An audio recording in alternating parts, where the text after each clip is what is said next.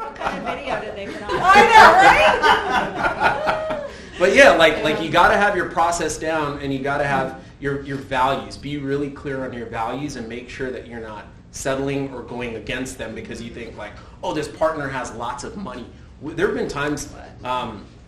There was a time when we were like the second year in our business, we were like, oh, if we could only have an investor come with $2 million cash.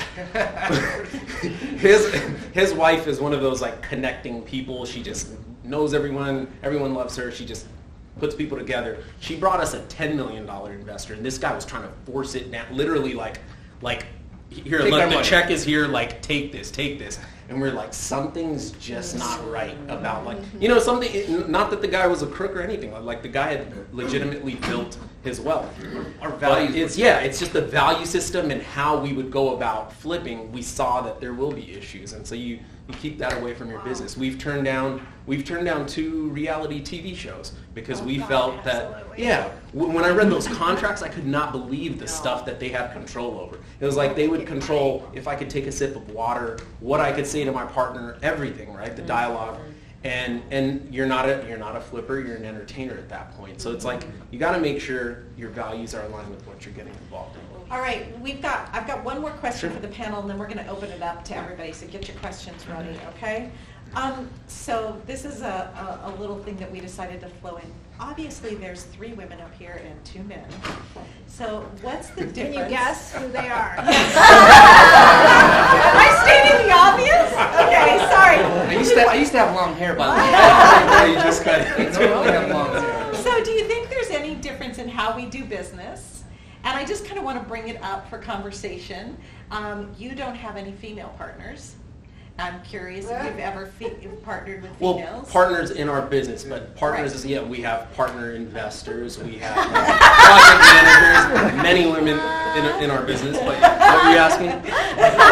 And like, do you find them doing business differently? And then you're partnered with a man, you're partnered with a woman. I've partnered with both men and women. This is starting to sound weird. It's a different kind of party. It's all good. Anyway, so is there a difference for everybody? And what do you think the differences are in doing business, especially in doing rehab work, especially in doing flipping? Opening it up. I personally have never ever considered that I'm a woman and I'm working with a man. It's never even crossed my mind. I don't think of it that way. This is me. I'm the one with the project, the money, and the job. This is how we're going to work. You don't like it? And I don't come like meanly like that, but it's just we work together. It's a partnership. It's just another partnership. Your construction crew, yeah, all of that, it doesn't matter. No, I've never had a problem. I mean, it really honestly never crossed my mind that I'm female and you're male or whatever. I agree. I mean, I've never even thought about it. We work with both male and female partners on all aspects. One of our framers is a female, Jose's daughter. So I've never even thought about it. I've never even looked at it that way. It's just, can you get the job done and are values similar? That's what's more important for us. Are we gonna be good and compatible? Absolutely. Yeah, that's more all key. that matters. The only thing I've noticed, and this is more of like a bias or something that comes with the industry, and there's a lot of industry talk right now and things going on in various industries, right? So one thing I noticed, Nicole is one of our project managers, but initially, for the first part of her, I guess, employment or being on the team, she was going to our actual flip sites, right? And what we noticed was that if we weren't there, and if she didn't have a relationship or had already connected with the contractors with us as a group visit, there was a disconnect there, right? Because sometimes you have some of these macho contractors who are like, I don't want to take orders from, a woman.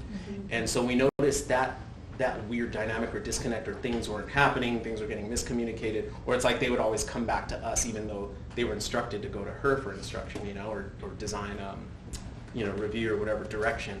But then we made the adjustment and found the best lane for her. So we also work with many retail clients, and we found that she works really well. And actually, she gets better results working with a lot of our retail clients than we do. And maybe we have more of a rough edge because we're so on on the rehab flip construction side. She drops the hammer really well On on the clients.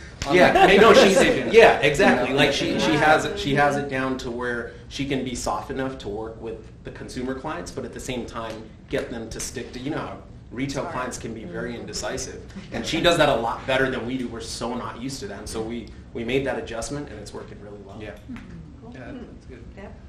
I don't know. You know, I've been managing crew for so long, probably, that when to me it just boils down to the relationship and the personality, and so I hire, you know, the people that I know that I can work with, and so the contractors that I hire, you know, I mean, you got to work, and you got to be honest, and you have to show me the budget, and it has to be signed. And when I show up, you know, I mean, I'm the person there on the site, so it doesn't bother me at all. It's never bothered me, and it's usually mostly men. But although in Baltimore, I did have a female framer as well. To get some work. I just have to say, I met a female demo. She owns her own demo crew. And that was new for me. I was like, wow, okay, that's cool. You know, I'm hit and miss with it, like with my crew. I have my regular crew that I, you know, don't have any problems with, and it just so happens that last week I did have an issue with somebody who wasn't talking to me. And I was like, yo, am I signing the I'm the check? person that's You're not coming back. So it can be hit and miss for me with crews, I think, sometimes. Yeah. But, you know, but that's also learning the person and the personality and what's going on there. I think All right. respect is big. Yeah, You know, if respect you is respect everyone, I mean, you get what you get. You get what you get. You know, Yeah. and you know, we are grateful. We show a lot of gratitude to everyone. You know, and we've never had any issues. Right. All right, it's time to open it up to everybody. So who has to talk? You wanna go?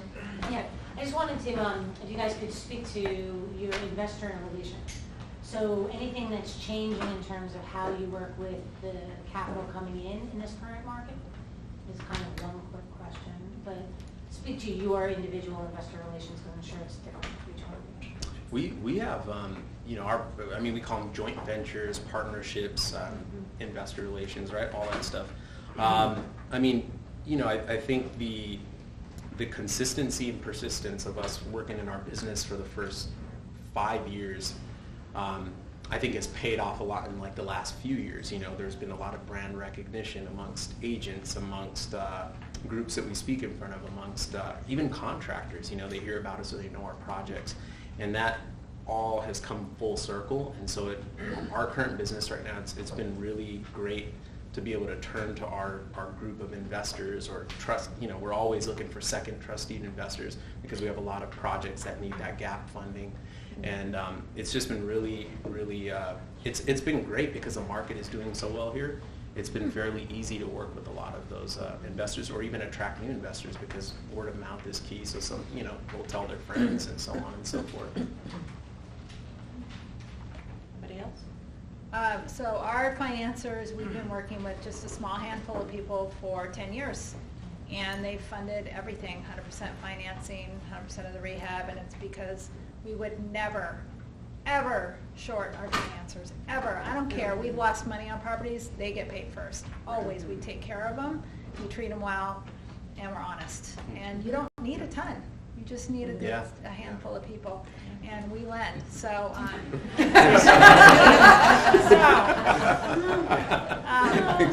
and we're actually doing a lot more lending now. Yeah. We turn down a lot of deals. They just don't make sense. And, you know, again, we're getting lazy. So there we are. It's a good thing. Yeah, it is.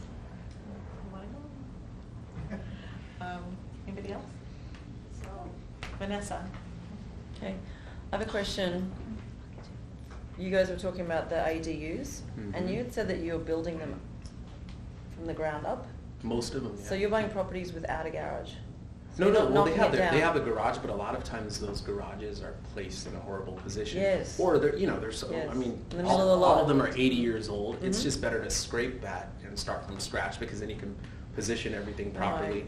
One huge change that we've made to our ADUs that, again, you learn as you go, right? So our first maybe 3 ADUs did not have this. We built the 2-car garage, and we were like, oh, maybe we can, you know, we're building it with, you can sometimes keep the wall between, you have your 2-car garage, and you have the downstairs entry that allows you to get upstairs to the living space. And there's just a little bit of living space downstairs, right, which is really your entry. So now, most recently, we've realized that we can actually shrink that down to 1-car garage, and so now your downstairs is a significant 400 or 500 square feet. Then you have the stairs leading up to your second, you know, where the living quarters are. So you have your, typically ours are 2-bedroom, 2-bath. Downstairs we'll have a powder bath, and then we have a rooftop. So you're keeping the garage space? Yeah, we're keeping one. In certain cases, for example, we do have a house that has absolutely, the garage was kind of on street level, and then the house was built here, so there's no access to the back. But the back, we have a huge lot. So that one's just going to be a really large 1-story, 3-bedroom, 2-bath ADU. So even with that half-a-mile thing, because I have that on my property as well, you haven't seen it, but it's like that half-a-mile thing, I didn't have to even have a garage at all. Yeah, you I don't just have had to that down. necessarily. But you're keeping them because of the requirement of the city stuff? No, that's Or not a you're choosing requirement. to- It's just, yeah, it's a benefit for, let's say, the person in the back, or, you know, you can work it out to where that could be storage for one of the tenants, yeah. you know, and you can That's charge true, separately that's for true. that. We can say, hey, whichever tenant wants that parking, we're going to charge an additional $200 for that, or whatever. The parking is going to become more valuable with all of this happening. Street parking is unreal in LA. You know, all of you know that who live here. You're in the blue? So a question for the whole panel, what business entities do you hold your company, and where do you see yourself in 5 years?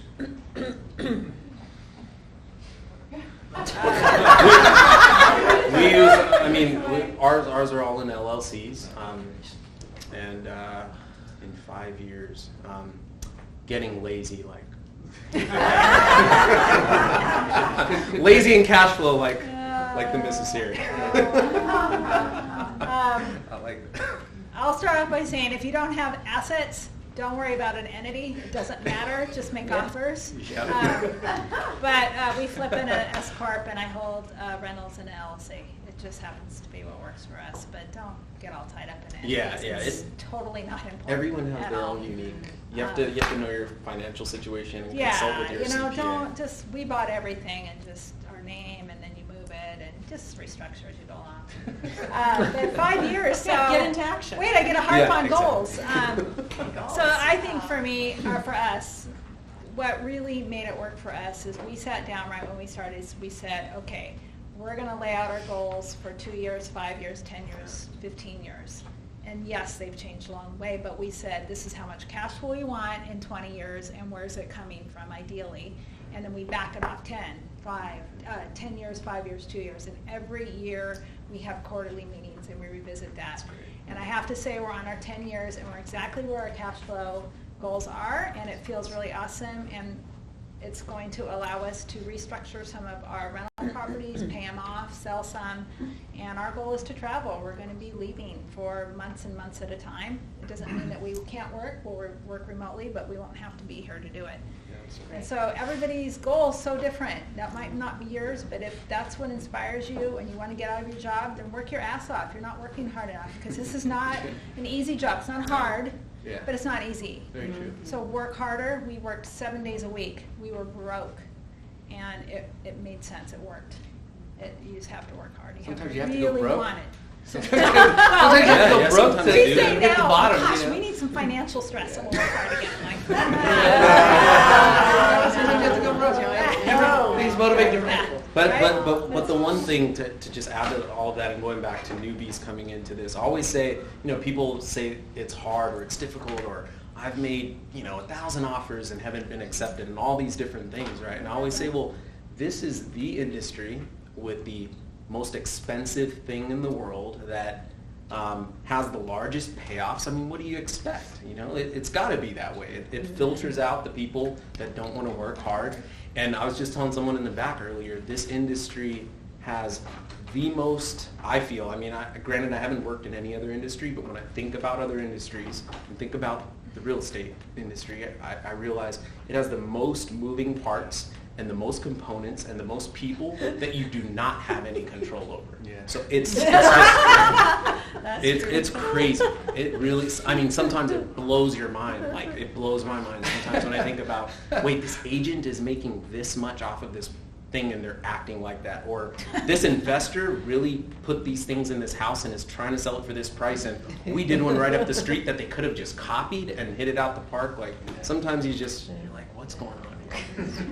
But Yeah, thank you. she's gonna try. I know. I noticed when you had talked about Elysian Park and Echo Park, that maybe I'm just assuming that you get a bit more averse to Airbnb as a long-term strategy. So curious as to that, and then the rate you set, I think it was $4,000 and up. Was that because you guys had gone in and fixed it, and that you guys were able to get a premium on market rate, or was that just? No, that, in those areas, that is market rate. For example, so I bought a duplex in Echo Park. I live in one unit. I've had 2 different tenants since I've owned it. I've been able to rent it out for as high as $4,500, and that was a year ago. And so I'm looking. It's 2-bedroom, 2-bath, but it's one of the most amazing duplexes I've seen. It's really large. I'm the only one that has a pool in that whole area, so it's an awesome, unique property, right? So it's going to produce a high amount of rent, but then when I look at what their options are or what's out there, you know, it's like right now, like I had a meeting with my tenants the other day because their lease is up. And they're like, hey, yeah. As soon as I walk in, we want to renew. And then I actually put them on a 60-day probation. I said, you know, like I'm unhappy with a couple things. You guys got to change these things. Otherwise, like, I don't want to renew. And so that's the power of like where this market is and what you can do with your tenants, and you know, and where things are. Elysian Valley, we do fix up the homes. They're great homes. The finishes are amazing. They're top-notch properties. These are properties that the finishes and everything we put in for a rental, it's as if we could flip the home. It's on that level. And so that's what produces a slight premium, because nobody's doing that, or they're choosing the wrong finishes.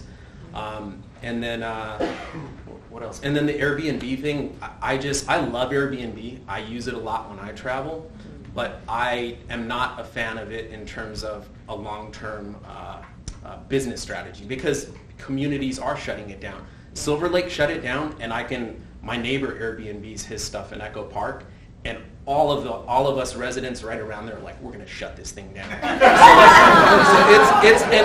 And that's the power of a community. All my neighbors are wealthy. It's like they can shut it down as soon as they put a few dollars to their attorneys and a few calls to the city council. Echo Park's going to be for sure the next area that shuts it down. So it's not a great long-term play, but utilize it when you can and where you can. You know, so we recently had a little 2-1 bungalow in Pasadena in Old Town, right where the Rose Parade would go by. We've owned it for the past 5 years. It was knockout property in terms of Airbnb. Pasadena banned it unless you live in your home, and then you can rent out a portion. None of us live there, so we sold it. And then we bought one in Altadena that we can Airbnb. So it just depends on where you're at and By the what way, your strategy he has a is. pool at his house that I've never been in. and during the heat wave, we didn't get any invitations. But you can really expect him to come if he has 2 little twins. He's he tells me busy. go swim in their other house. That's it. Nice partner. The gentleman in the plaid shirt? Partners. Do you have any recommendations on most tax-efficient strategies like 1031 exchanges and whatnot? See your accountant. Yeah. CPA. How about you in the blue shirt? Yep. So when you're partnering, how do you, and I know it's different for every deal, but I'd like to hear from each of you what your, what's the best structure for a partnership for you and why? Like, is it JV or, you know? Yeah. I've done it a variety of different ways. Usually, one way is that we open up an LLC together and then make sure you have a really good operating agreement. You know, the operating agreement determines who's doing what. And I've also done it where I've had an LLC and then I've just JV'd with people, and then we have a really good JV agreement. And this isn't just one coffee, guys. I mean, this is, you are getting to know somebody. You are entering, you know, financial decisions together. You're entering all kinds of things together. This is, you know, several meetings. This is seeing who this person is. This is hammering out who's going to do what and who's going to make what decisions, and then what happens if there's a breakdown, right? This is all of that. So that's the way I've done it. Yeah, I'd say we do, Christina and I do it the same way. We each have our LLCs. We have a really extensive joint venture agreement on each project, and it says who's doing what, who's contributing what, all of those things. And yeah, and that's basically how we do it. But joint venture agreements and. So what I recommend is first you date for 9 years. Finally get married, and then 20 years later, you're totally good to go.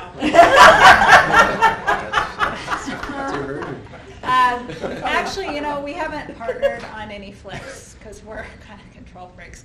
But if I was going to partner with somebody in a lending sense, for me, if I was the one bringing the money, I would want the property in my name. And I would put in the money as the deal, but I would be able to control the deal in the sense that if it all went to hell, I would be able to take back the property without any kind of legal action because the property was in my name. That's how I would do it, but we haven't actually done that. We'll lend on properties, but we haven't partnered on anything to this date. We've partnered and structured things. We're super creative, we're super open, and I think as long as the values align, I mean, we're good to go with really, really simple contracts. I want to say our JV agreements with our partners are 2 pages. Granted, we've over the years have learned what to include, not to include, paid thousands to an attorney to make sure it's rock solid.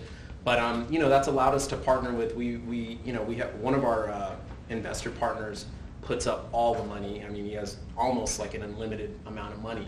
But he's very specific about the projects he invests in. So he's our like high-end luxury home investor, and typically he puts up all the money. It's like, keep the house in your name, we don't need that. We have a really simple agreement that outlines, like they said, our responsibilities, which is everything from A to Z. He's typically like, you guys do your thing, I trust your craft, your art, just get it to sell for whatever, what we projected, and that's one version. And then there are other, like I mentioned, second trust deeds, that's secured on the home, so that investor doesn't have to worry, and they know they're getting paid from escrow because that's a lien on the title. And then we have certain investors where it's just an agreement, but it goes back to that relationship and the consistency and the trust. So I mean, we're we've going to partnered in take every 2 way. more questions, and then we're going to have networking. So for those of you that haven't been here before, for those of you that haven't been here before, we'll network a little bit in this room, but then we go out to the cafe and have a bite and sit and talk talk real estate until all hours of the morning. Which I heard Janet was going to be staying until way. Oh, yeah. Anyway, Pulling it all nighter. okay, so People two want to hang more out. questions. Lynn, did you have a question? Oh, okay, sorry. Oh. Yes, for Debbie, Christina's partner. You do flips out of state as well in Indianapolis. Would you mind just talking a little bit about that and how that's different, like managing that from out of state for Florida versus your projects you do? Yeah, it's been a little rocky, but because I got my first deal, and I do that one on my own. Christina's not involved in that one, in those, but I basically was getting an email from a wholesaler. It was on somebody's, last email forever. And I kept seeing these properties come across like $65,000 and $75,000, So finally I called up the guys, and my sister lives in Columbus, so it gives me a reason, and then I can write off every trip, going out that way. But I finally just went out there and met the guys, met the wholesalers, and looked around at all their properties and everything they were doing, and I was like, okay, I get it, So they sent me a property like the next week. I bought it. It turned out to be kind of a dog. It was like bad, and but the neighborhood was good, and I was very persistent with the wholesaler and getting me the right team. I want the right contractor. They kind of oversold their capabilities initially, because I thought they were going to manage everything, and I was like, I can't. I'm in California. How am I going to manage a construction? Well, now I'm managing construction, but the long and short of it is I got a really good contractor out of the deal in the end, a different guy, and I'm now on to his real estate agent. So the neighborhood that I ended up buying in is a nice area, and it's up and coming, and it's a great market in Indianapolis. I mean, it's cool. I had never been there, so I just did the research, and now I have 2, and hopefully they'll be on the market in November. Cool. All right, one last question. Who wants? Question on the acquisition side, since let's say you do want to do the work, and usually you're going to be starting at the bottom, right? So what to look at for things that you like don't even get involved with the property? I mean, I know obviously like foundation and other stuff, but maybe you can speak up, because there's certain cities that take longer on permits and all that, or historical cities. Yeah, I would say, I mean, in a nutshell, my thing would be, stay away from historical neighborhoods. Stay away from hillside stuff. If it's your first. Yeah. I mean, well, that's what he's. Yeah. I mean, we're not saying we can take on all that stuff, but that's. I like foundation issues. Yeah, but that comes at a certain. I don't know. level. I wouldn't. I didn't venture right into building extra square footage. No. Yeah. Stay away from. Like stay away from additions. But then there are certain cities. I mean, I've heard. Certain cities where you can get a small addition, like under 400 square feet, over the counter, or 30 days. So those are great too if you don't mind taking on that, because that value add component is going to give you the largest payoff. What else? Acquisitions. First time around. Turn on your Redfin alerts. Yeah. Adjust your area. Get your team. Get your whole team lined up. Get them all. Yeah. Be ready. Be ready. I mean, and then once you know the price range, that you want to be working in, and the potential net profit that you want to make, stick to that line. Don't budge on it for anything. Hold the ground. And if it takes you 6 months, if it takes you a year to find that deal, do it. And then once that first one comes, they will keep coming. But don't start breaking, that line for anybody. I mean, for us, we do a lot when we renovate homes. Kevin's seen it. We do quite a bit. It's pretty extensive, and our costs for the renovations are up there. But we sleep well at night. We do all the electrical. We do all the plumbing. We make sure that it's something that we would want to live in, right? And there are a lot of homes that we pass on where we know we can probably not do as much stuff, and we can make a nice profit, but we hold the line, and it's never failed for us. Yeah, we'll have agents or wholesalers say, "Oh, well, you don't need to do this, or you don't need to upgrade electrical, plumbing, this, and that." Don't believe anyone's rehab. So on the other end, so I do a lot of work for one of my big clients is Tom James Capital, which does like 200 a year, right? Okay. And one of the big issues that West so Side. one of the big issues that they're running on is kind of like ceilings per neighborhood, right? Yep. Where you're almost like overbuilt, right? So it's like now you maybe thought you were going to get 2.8, but you really got 2.5, so you overbuilt it. So is there anything that you guys can see that on the sold side on Redfin, or how would you kind of find out ceilings for certain neighborhoods, I guess? I mean, we just don't want to. I mean, it's funny because We like just- the last few we- neighborhoods we yeah. do, we break the ceiling every typically time. break the ceiling in the neighborhoods, but that's never our. It's not our intent, right? And it's not our goal, and it's not in our pencil sheet. Right. That just happens to be the quality of product and the timing. Like I said, if you have 4 other great flips, don't compete with them. You wait till all those hearts are broken, and then you list yours. So we understand what the existing ceiling is, and we base our number on that. And once our project actually hits, that's upside that we call it. So upside's always. Don't bank on upside. Don't live on that. So, who here has learned something from this panel? Wonderful. Look at that. Can we give this panel a hand?